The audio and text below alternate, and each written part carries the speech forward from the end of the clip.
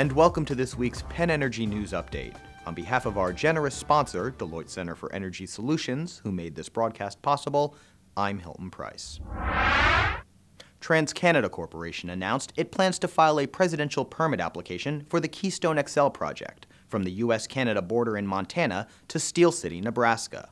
TransCanada would supplement that application with an alternative route in Nebraska as soon as that route is selected.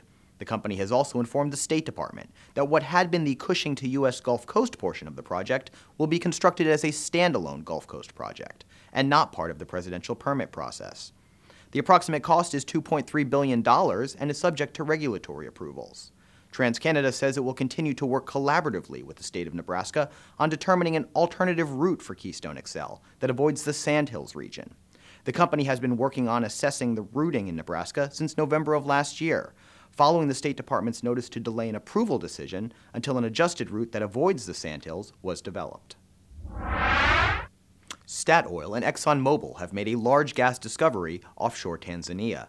Statoil announced on February 17th that the partnership had encountered indications of natural gas in the Zaffarani exploration well in Block 2 license offshore Tanzania.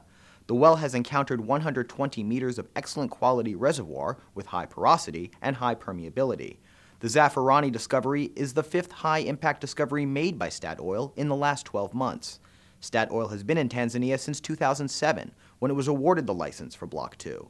Zaffarani is the first exploration well that has been drilled in the license, which covers an area of approximately 5,500 square kilometers.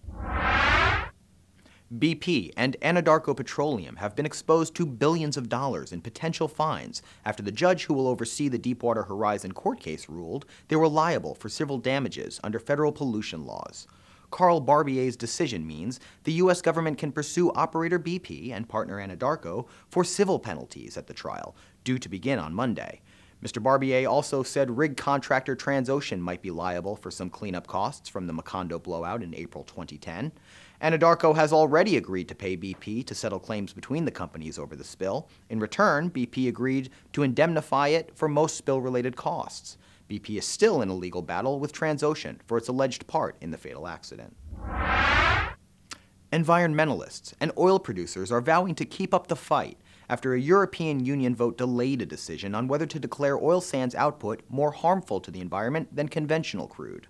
The Association of Petroleum Producers says the vote is a positive, but environmentalist group Greenpeace also declares the decision a victory, calling the delay welcome. The fight now moves to the EU political arena, with European environment ministers expected to rule on the matter in June. Under the European Commission proposal, oil extracted from oil sands would be deemed to emit 22% more greenhouse gases than the average for crude oil. Chevron has announced an international arbitration tribunal convened under the authority of the U.S.-Ecuador Bilateral Investment Treaty has ruled that it has jurisdiction to hear Chevron's claims against the Republic of Ecuador.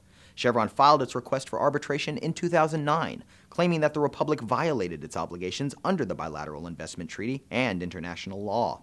Chevron says the government of Ecuador has failed to uphold prior settlement and release agreements the government entered into with Texaco, which is now a Chevron subsidiary. Thank you for joining us this week. For these stories and more, go to PennEnergy.com.